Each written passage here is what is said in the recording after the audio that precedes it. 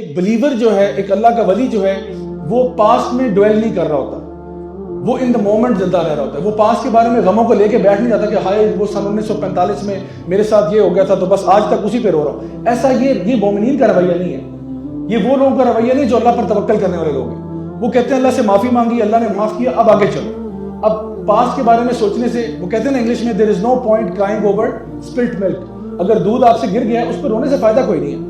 اگر تو فائدہ ہوتا تو میں سب کو کہتا کہ سارے رویا کرو کہ اگر رونے سے دودھ واپس آ جاتا گلاس کے اندر، لیکن وہ نہیں آئے گا۔ تو اگر کوئی غلطی ہو گئی، ہم کہتے ہیں قدر اللہ و ما شاء فعل، جو ہوا اللہ کی مرضی سے ہوا۔ انشاءاللہ میں اس کو اپنے دل سے لگا کے نہیں بیٹھ جاؤں گا۔ ہاں کچھ لیسنز اگر لرن کرنے ہیں، learn those lessons, move on. وہ لیسن ضرور سیکھو کہ ہاں مجھ سے غلطی ہو گئی، میں نے شاید یوں نہیں کیا ہوگا، چلو اگلی دفعہ میں اس میں ٹرائی کروں گا، لیکن اس کے اوپر یہ بیٹھ نہیں جاتے۔ تو مومنین کی ایک صفت اللہ تعالیٰ جو بیان کر رہے ہیں، وہ پاسٹ کو لے کے بیٹھ نہیں جاتے، اس سے لیسن سیکھتے ہیں، آگے موو کرتے ہیں۔ پہلی خصوصیت۔ دوسری خصوصیت یہ ہے کہ وہ فیوچر کے بارے میں ڈرتے بھی نہیں ہیں۔ یعنی جب ان کو یہ بات پتہ ہے کہ سارا کا سارا فیوچر اللہ کے ہاتھ میں ہے، یعنی جو بھی میری زندگی میں خیر آئے گی وہ اللہ کی طرف سے آئے گی۔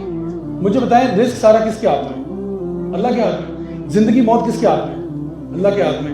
عزت و ذلت کس کے ہاتھ میں؟ اللہ کے ہاتھ میں۔ جو میری زندگی میں خیر آئے گا وہ کس کے ہاتھ میں؟ اللہ کے ہاتھ میں۔ تو جب سب کچھ اللہ کے ہاتھ میں ہے تو پھر ٹینشن لینے کی کیا ضرورت ہے؟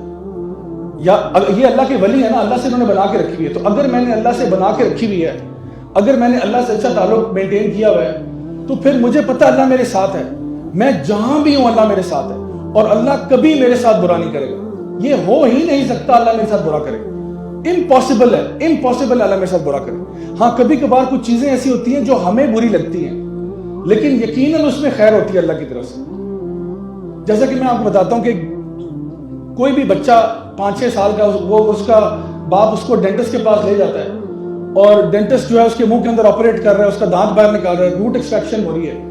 وہ جب دانت اس کا باہر نکالتا ہے، بچہ دیکھ رہا ہے بھی میں 15 منٹ سے میرے منہ کے اندر ٹیکے بھی لگ رہے ہیں، ڈرل مشین بھی لگ رہی ہے، دانت بھی ایکسٹریکٹ ہو رہا ہے، اور ساتھ میرا باپ کھڑا مسکرا رہا ہے کہ بیٹا کوئی بات نہیں، کوئی بات نہیں۔ تو اس کو لگتا ہے میرا باپ کوئی سیڈسٹ ہے، میرا باپ کو بہت ہی ایول بندہ ہے جو کہ مجھے اذیت، یہ 15 منٹ کی اذیت سے گزارا ہے۔ لیکن اصل میں کیا باپ ایول ہے؟